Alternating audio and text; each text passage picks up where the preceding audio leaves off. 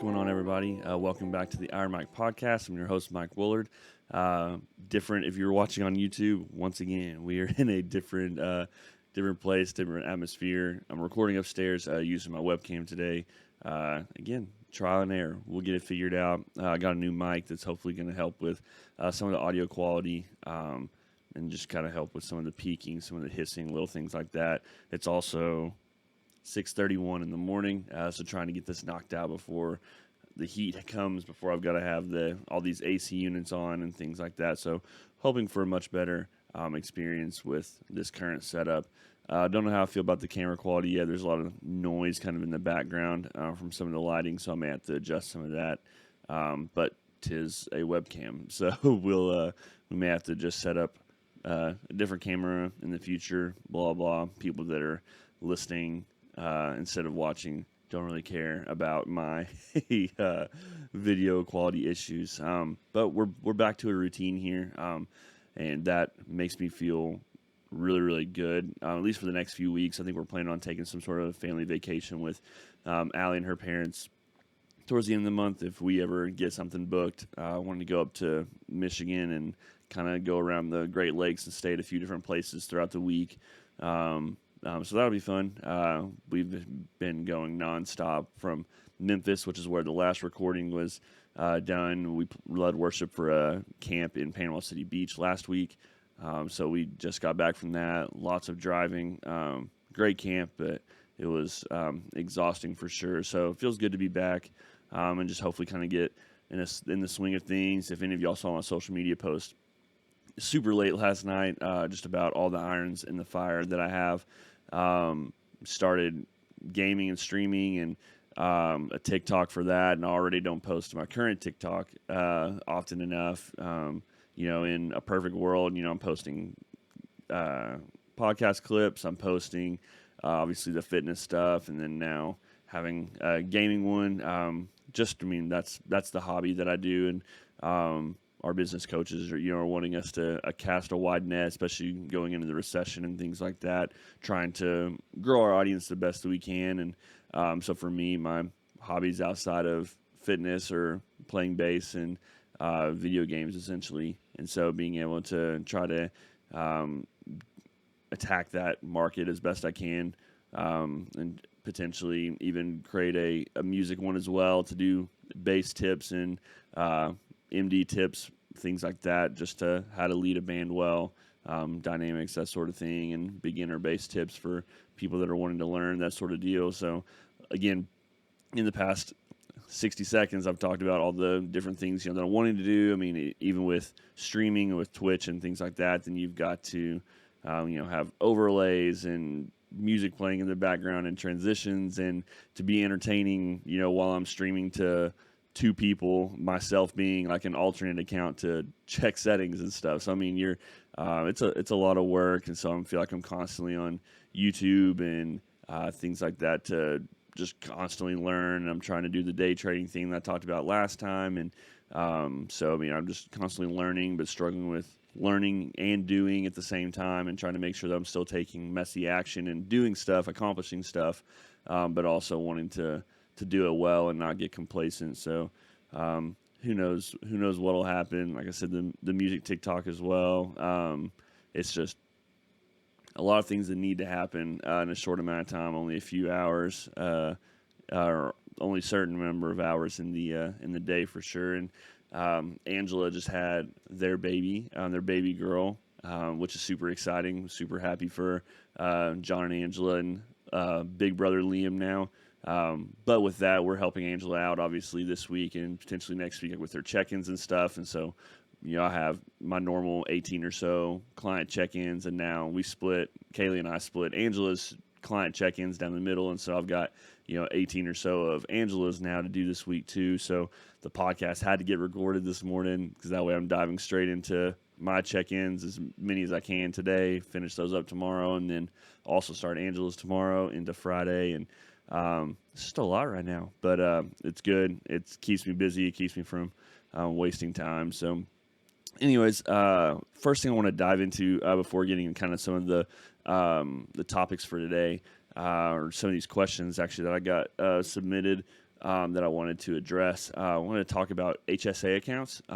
So one of my online clients actually, at the end of her last 12 weeks, was saying that was how she was able to afford working with me as an online coach, or me as her online coach, obviously. But it was through her HSA that she was able to get a letter of necessity from her doctor, which the more research we've done is actually pretty easy to get, whether you have lower back pain, whether you're overweight, the mental, physical stress that any of that can cause. It's pretty easy to find a reason to be able to have an exercise professional help you get healthier. That's just the state of our society. A good majority of us are pretty unhealthy, and so being able to get that letter of necessity from your doctor and have it qualify with your HSA is a pretty easy thing to go through, a pretty easy process. So for those of you who maybe haven't been able to afford it, coaching in the past, or have been interested but finances have kind of been the holdback, that's a huge door that we're excited about being able to open. And so many people have, thousands and thousands of dollars just sitting on their HSA with nothing to do, with nothing to use it for. And so this is obviously a great opportunity to take care of your health, and to be able to use that HSA, the FSA, same thing for something, and being able to, well, they're not the same thing, but both accounts can be used for this. Usually there's like some sort of a debit card. The only holdup is I did have an in-person client that they did not allow for like third-party apps or anything like that. Like we use Wave payment softwares, and they didn't allow the card to run through those third parties. And so she's going to have to go the reimbursement route. Not sure how long the reimbursement route takes, but that is, if you paid for a year in full, let's say, well, then that reimbursement's obviously going to come. It's not going to take a year to get your reimbursement, but you know that once your year paid in full is done, then that reimbursement's going to come, tax-free money, and so it makes it really easy for you to be able to, helps you out on taxes, but it also helps you reach your goals in a savings account that you can't really touch otherwise, except for these sorts of situations. So anyways, little spiel about that we're excited to see who that's able to help. Who may not have the out-of-pocket money, but if you've already been taking money out of your paycheck and your HSA account, now you can use that to potentially pay for online coaching. So, super excited about that. So a few of these questions that we had gotten this week, most of them are, actually I think all of them, they're all pretty nutrition-based, which I think for a lot of our listeners is a good thing. That's probably their most... the most questions I get submitted are nutrition-based, because there's so many myths out there surrounding it. There's a ton of myths in fitness industry anyways. Carbs and fats, I've been talking about it a lot. I wrote an article for Fit by Hit for it. I think even made just an Instagram post about it the other day. So I'll kind of quickly breeze through it. In a nutshell, carbs are your quick energy, fats are your slow, sustaining energy. And so you kind of just assign them depending on what you need. So if you're doing physical activity, stuff where, quick bouts of energy, if you're working out, going on hikes, whatever, those carbs, having that quick energy obviously is going to be better than having fats. They're going to be like the long sustaining energy. The only caveat to that is, marathon runners, people that are doing very long-term bouts of physical activity. Now you're going to want somewhat of a combination, carbs kind of in the moment, but fats earlier on, even the night before type thing. They're going to take a little bit longer to digest. So you want a little bit of both, because you'll burn through those. If you're running for 8 hours, you're going to burn through those carbs pretty quickly. And so you'll need the fats that are going to be able to sustain you through that as well. Or you'll see marathon runners have the little gel packs to be able to get those quick carbs in as they're running, just for those little boosts. So that's kind of how the easy way to assign, okay, when do I need carbs and when do I need fats? Protein, you're going to want it sustained throughout the day. That's a pretty easy one, figuring out how many, meals and snacks and stuff throughout the day that you're going to have, and dividing your protein among, divided by your total protein number by 5 or by 6 or whatever, and trying to have that kind of even amount of protein throughout the day. And then carbs and fats, if you work out in the morning, then have 50% of your carbs coming in the morning, pre and post workout, and then let them kind of taper throughout the day. Excuse me. And then fats, same thing, or opposite. If you're working out in the morning, then your fats will kind of come a little bit later in the day, keep you full, whenever you're in your most sedentary state. So for me, usually I have some sort of like a protein bar in the morning, and then my coffee. For those watching on YouTube, I've got it here as well. So I have that pretty much every morning. I usually don't work out. It's 6:41 now, so I probably won't work out until I have a client at noon, so probably like 10 o'clock or so, I'll go to the gym. And so I'll have either, some sort of a Power Crunch bar or honestly nothing. Sometimes I just have coffee for a couple hours to get some work done. And then I'll have my pre-workout meal. I'll go work out and have some sort of post-workout meal, or I'll just do a shake since I have a client at noon and have my post-workout meal, usually around 1:30.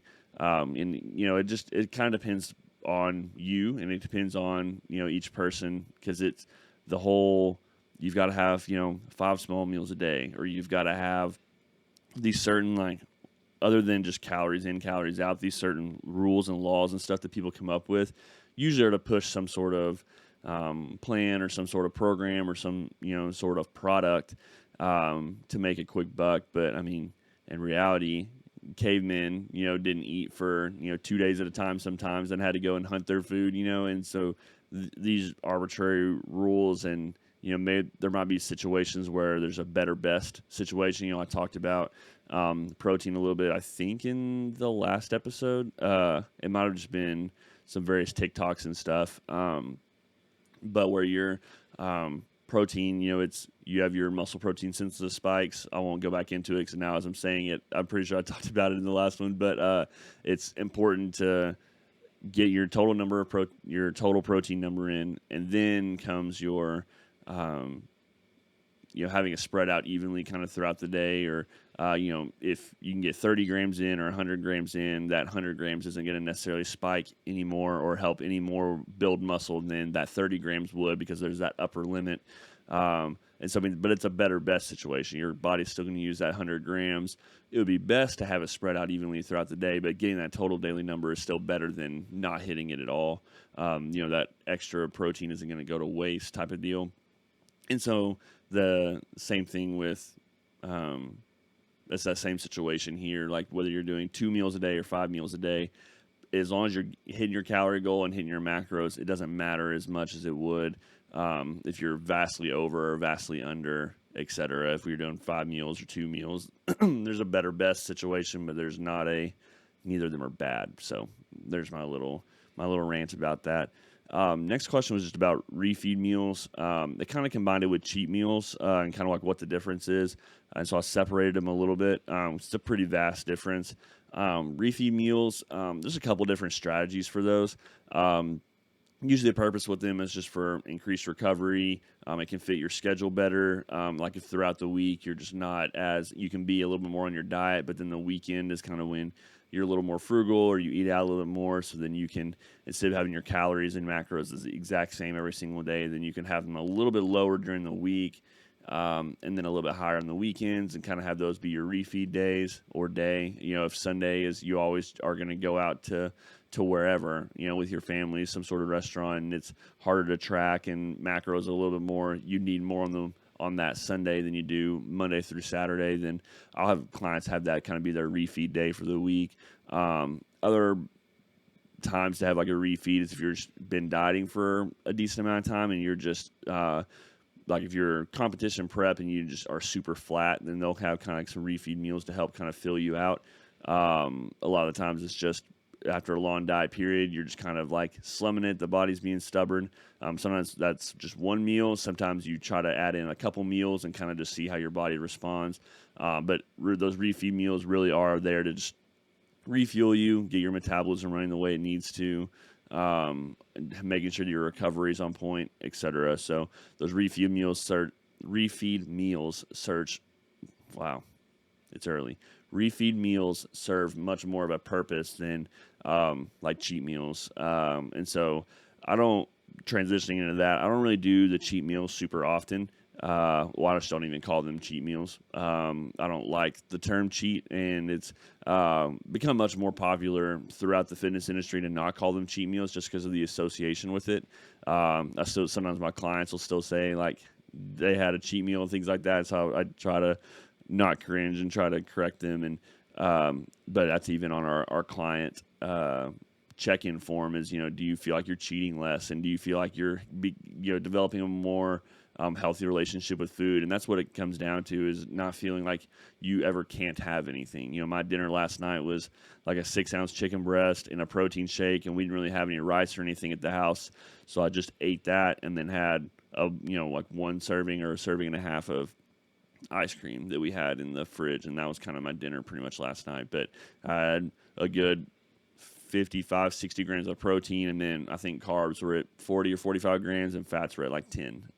Just kind of spitballing, if I remember correctly, somewhere in that ballpark. But it ended up being a totally fine dinner, and that's just kind of how it was. We didn't have any. I didn't want to force chips or anything. I knew I needed some carbs that I had left for the day, so ice cream fit my macros. And it's not an every night thing, but it's what works, and it's not cheating. It's not anything like that. It's just whatever fits my macros, and that's why I kind of push that. If it fits your macros process, I have clients that want to have a beer once a week, or still want to have their wine a couple nights a week with dinner, and so for some it's kind of navigating that carefully, because sometimes that can be a hindrance to the weight loss process. Alcohol is, your body registers as a toxin. It does nothing to benefit any part of your fitness journey, but there's still a way to have that in moderation without totally ruining everything. And so I think it's super important to find that balance. It doesn't have to be chicken and brown rice 6 meals a day and that's it. Insert veggie to go with that. I think that it's super important to have that balance, and so find something that's sustainable. And if you're a mom of 3 kids, then you can't do chicken and brown rice 6 meals a day. You've got families to cook for, and food's getting expensive right now, so you've got to find that balance. So that's why I push, if it fits your macros, is because it gives you the freedom that if you have to eat out, then you can get a grilled chicken sandwich and a small fry if you want, or if you want to take your kids out to ice cream, then you can get a mini blizzard and not totally blow your macros for the day. There's plenty of options like that that keep you from breaking the bank and keep you from ruining progress and still being able to kind of live life. Last question was meal timing. I kind of covered it already with the carbs versus fats, but I'll just quickly kind of breeze through the meal timing. Basically, in summary, protein steady throughout the day, carbs pre and post workout, and then kind of taper throughout the rest. No fats pre or post workout, or at least keeping them super minimal, just because that slows digestion and it slows the rate at which your body can use those carbs and being able to get the protein to you. And so making sure that you're keeping it, the more fats you have in that pre-workout meal, the further out it needs to be from your workout. Great example was yesterday. I had a pretty decent sized breakfast. I was meeting with one of my worship pastors, good mentor in my life. We were meeting for breakfast and had like eggs and bacon and things like that with it. Pretty high in fats, even though it was a good protein, good amount of carbs. I thought I was going to be fueled for my workout. Got to the gym 45 minutes or so later. It was just super sluggish, couldn't get going, even with my pre-workout and everything, and just wasn't as good of a workout as it could have been. And a lot of that's, fats in the eggs, fats in the bacon. Trying to think of even what else I had. The hash browns are fried with oil, so they're going to have a little bit of fats as well. And so, anyways, so there's making sure that those fats aren't there to slow that digestion down. But fats are super important when you're most sedentary, so making sure that they're kind of opposite end of the spectrum, like for your carbs. And it's still fine to have meals. Obviously, they're going to have all three. It's just for pre and post workout, better to have the carbs and protein, no fats, and then throughout the day, whenever you're most sedentary, when you're working, having to be more protein and fats. Those carbs can really spike insulin, spike glucose, and so then when it crashes, it can make you a little more lethargic and not as productive if you're just kind of sitting here working. So kind of minimize those carbs and then make you really sleepy. So great for workouts, not great for just kind of throughout the day. So that kind of wraps up this episode. On my notes here, I did not write down all the things I needed to close and talk about, so we'll just kind of spitball and probably a little bit of rambling. But as I mentioned earlier, I am streaming now, so twitch.tv/ironmikefps. It's just it's me gaming with buddies, gaming with my brother, little things like that, to try to grow the audience, that we appeal to. A lot of people that follow me on Instagram and stuff follow me for just because we were friends in high school or middle school or college, whatever it is. So that may or may not be interested in online coaching, and so trying to broaden the audience that sees the fitness stuff, and so being able to get into that gaming realm and just relate to a lot of these people.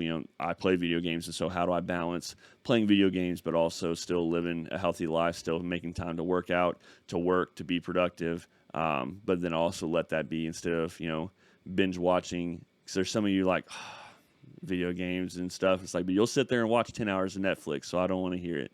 And so anyways, that's what I do as a hobby. And so being able to put out funny clips or cool clips and just try to attack that market the best I can, and just broaden my audience and people that follow me, and then hopefully be able to build relationships with some of these people in the stream that I can eventually turn into clients. And the very least, the people come to my stream just to ask questions. And so if you have a Twitch account for whatever reason, or your kid has a Twitch account, feel free to follow me. That helps me out a lot. Once I get to affiliate, then I can start having subscribers and get paid to do some of this stuff. So that would be awesome. HSA account I talked about. Trying to think of what else. We're doing a launch for August 15th.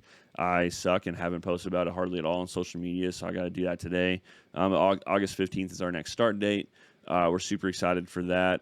Our client, obviously our rosters, I almost said our schedules. Our rosters have stayed pretty full throughout this, so I know that's a God thing. With the recession looming, we're excited about our client results, and we're excited about the people that continue to reach out wanting to sign up. So if that's you, feel free to message me. Feel free to, my link tree is linktr.ee/ironmikefit, and you can click on any of those links to apply, even just to chat with one of us. Obviously, in my social media accounts, you can DM me on mike@fitbyhit.com is my email address, so feel free to shoot me an email with questions or concerns or anything like that. Any information that you need, I can send to you.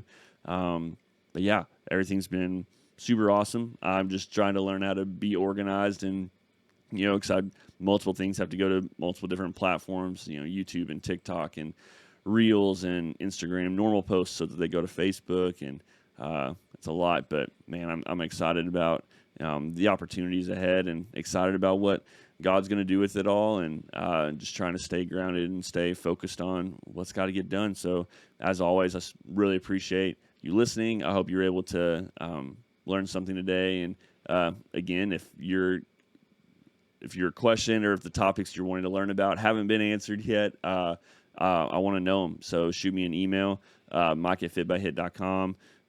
Again, is the email there, or any messaging on any of the social media platforms. I'm always looking for questions to answer. Otherwise, I just pick random ones or questions from clients or whatever it is. So anyways, thank you so much for watching or listening, and we'll catch you in the next one.